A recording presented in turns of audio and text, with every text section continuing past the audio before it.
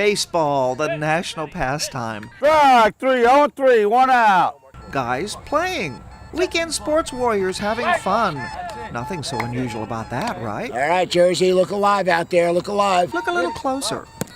These athletes are special in that they are legally blind, and only the umpire, the catcher, and the pitcher are sighted players. Recently, 16 Beep baseball teams, including one from Taiwan, came to Indianapolis for the World Series.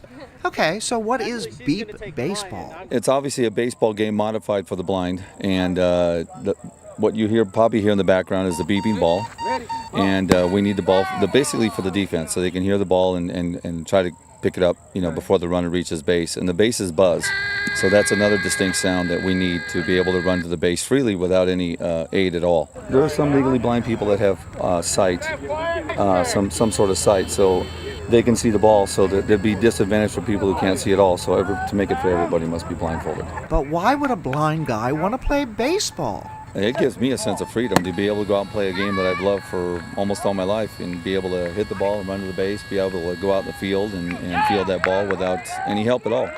Just minimal help. Let's put it that way, minimal assistance. These are the Beep baseballs, and what you do is they just take this little pin out. I'm not going to do it right now because a game is going on, but this is what they hit, and then what bounces on the ground that they go and they kind of scramble after, pick it up, and whether the person's safe or not. But obviously, it's pretty heavy.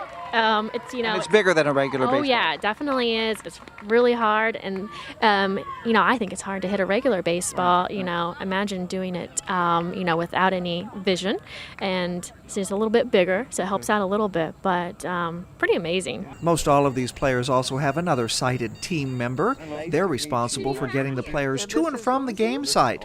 They are their guide dogs. He gives me the ability. It's pretty amazing, actually.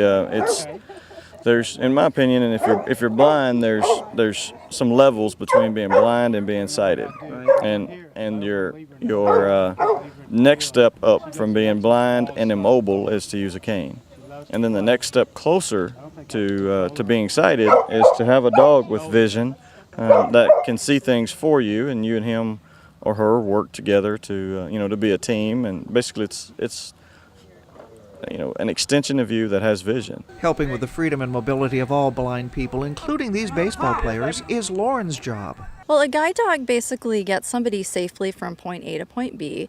They also do something called intelligent disobedience, which means that the person's life really is in the guide dog's paws.